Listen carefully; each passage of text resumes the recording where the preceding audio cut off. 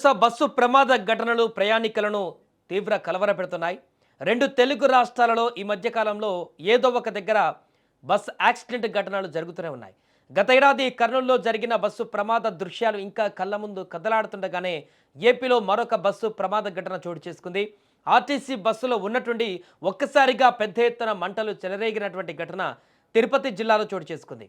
సుమారు 20 మంది ప్రయాణికులతో వెళుతున్న ఆర్టీసీ బస్సు నాయుడుపేట సమీపంలోని విన్నమాల జాతీయ రహదారి వద్దకు చేరుకుంది. అనంతరం బస్సు లోపల నుంచి ఒక్కసారిగా పొగలు రావడంతో గమనించిన ప్రయాణికులు వెంటనే ఆందోళనకు గురై కేకలు వేశారు. ప్రయాణికుల కేకలతో తక్షణమే స్పందించినటువంటి డ్రైవర్ బస్సును రోడ్డు పక్కకు నిలిపివేశాడు. మంటలు బస్సు మొత్తం వ్యాపించక ముందే ప్రయాణికులందరూ కూడా హుటాహుటిన కిటికీల నుంచి దూకేశారు. ప్రయాణికులు దిగిన కొద్దిసేపటికే మంటలు పూర్తిగా పూర్తిగా వ్యాపించాయి. బస్సులో షార్ట్ సర్క్యూట్ సంభవించడం వల్లే ఈ మంటలు చెలరేగినట్లుగా తెలుస్తుంది. సమయానికి బస్సును ఆపి ప్రయాణికులను అప్రమత్తం చేయడంతో పెను ప్రాణ నష్టం తప్పిందని అందరూ ఊపిరి పీల్చుకున్నారు. ఏదేమైనా కూడా ఊహించని యొక్క ప్రమాదంతో అందులో ప్రయాణిస్తున్నటువంటి ప్రయాణికులందరూ అయితే ఒక్కసారిగా ఉలిక్కిపడ్డారు.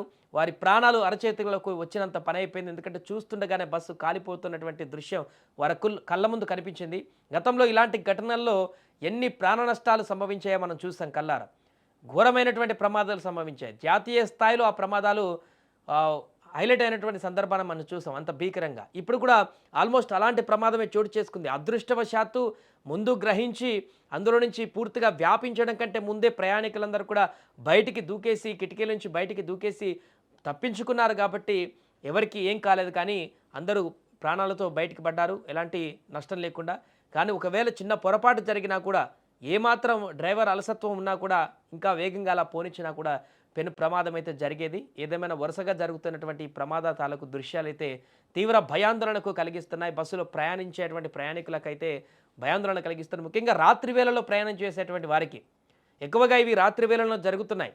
ఎందుకంటే దూర ప్రయాణాలకు సంబంధించినటువంటి ట్రావెల్ బస్సులు కానీ ఆర్టీసీ కానీ ఏ బస్సులైనా కానీ దూర ప్రయాణాలు చేసేటువంటి స్లీపర్ బస్సెస్ అన్ని కూడా రాత్రి ఎక్కువగా ప్రయాణాన్ని కొనసాగిస్తుంటాయి. కాబట్టి ఈ బస్సెస్లకే ఎక్కువగా ఈ ప్రమాదాలు చోటు చేసుకున్నటువంటి సందర్భం నెలకొంది. ఏదేమైనా కూడా మరొకసారి ఇక్కడ కనిపించినటువంటి యొక్క భారీ ప్రమాదం తాలూకు దృశ్యాలు అటువైపు వెళ్తున్నటువంటి స్థానికులను లేకుంటే ప్రయాణికులను వాహనదారులందరినీ కూడా తీవ్ర భయభ్రాంతులకు గురి చేసింది. మరలా ఏదో ప్రమాదం జరిగింది, మరలా ఏదో బస్సు ఆగమైపోయింది అనేటువంటి ఒక ఆందోళన అయితే కలిగింది. బట్ అక్కడ ఆగి చూసిన తర్వాత అందరూ సేఫ్గా ఉన్నారని తెలుసుకున్న తర్వాత ఊపిరి పీల్చుకున్నారు. వెంటనే హుటాహుటిన సహాయక చర్యలు కూడా కొనసాగాయి. అక్కడికి చేరుకున్నారు. పోలీసులు కూడా చేరుకొని ఈ ఘటనకు సంబంధించినటువంటి వివరాలు కూడా సేకరిస్తున్నారు. నా ముందర నుంచి ఒక 2-3 సీట్లు గ్యాప్ వచ్చి ముందర నుంచి జనాభా ఉన్నారు. నాకు కరెక్ట్గా ఇక్కడ చెప్పకపోను కదా, అక్కడ నుంచి డంప్ యార్డ్ నుంచి స్మెల్ వస్తుంది, పొగ వస్తుంది. కానీ నేను బయట డంప్ యార్డ్ నుంచి ఏదైనా స్మెల్ వస్తుందేమో అని చెప్పనేసి కరెక్ట్గా డంప్ యార్డ్ దాటిన తర్వాత టికెట్ తీసుకున్నాను పైకి లేచా. అప్పటికే నాకు బ్యాక్ సైడ్ నుంచి సెగ వస్తుంది.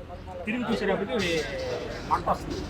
మంట వచ్చేటప్పుడు నేను అలాంటి అందరికీ చెప్పాను ఫైర్ అవుతుంది వెనకాల ఎక్కడో అక్కడ దిగేసింది అని చెప్పాను.